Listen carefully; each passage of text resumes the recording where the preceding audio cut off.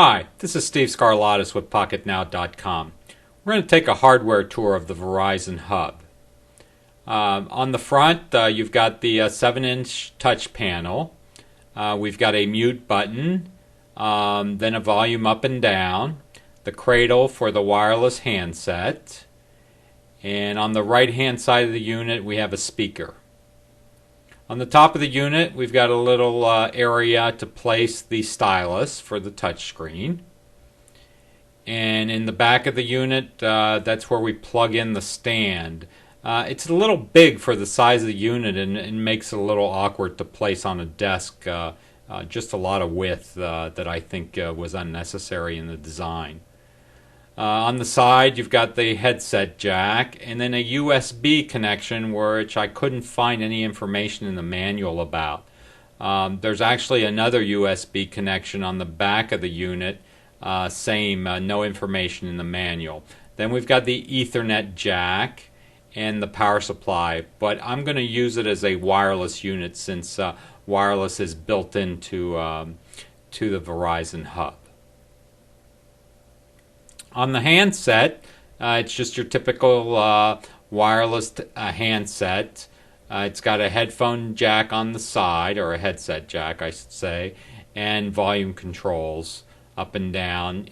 Powered on right now. It's out of range because the base is not plugged in. But we're going to go ahead and plug in the base and go through the initialization process. Now I've cut down on the time of the initialization process just to give you a brief overview, but it's a wizard that essentially walks you through. You get to pick whether you want a wired or wireless connection. I picked wireless, and then it searches for the wireless access points that are near.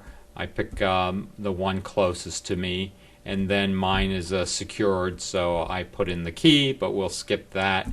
And once it connects to the wireless access point or to the network, it checks and does an update. Once it's updated, then you go through the reboot process. So this is the initial startup, and this takes about 15 minutes to complete. The boot process is a little slow. It takes about 2 to 3 minutes to boot the unit up from a cold start. So the first time you boot up the unit, you get a message about 911 service. This uses E911, which is different than regular 911, since it uses a relay center to get the information over to the 911 operators. There's also a backup number feature so that if your broadband connection or the voice over IP system goes down, all calls are automatically routed to the backup number, which should usually be your cell phone. Once the unit is booted, it always comes up to the home screen. The home screen has your time, which is automatically synchronized, the weather, which you select the city you want to go to, and you have the option of having multiple cities so you can scroll through.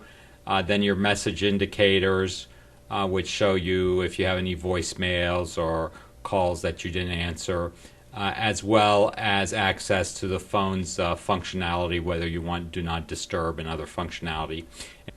We'll dig into all this functionality in some future videos that I'm going to do regarding all the software available on the Verizon Hub and figure out how this unit integrates with Verizon's wireless phone system.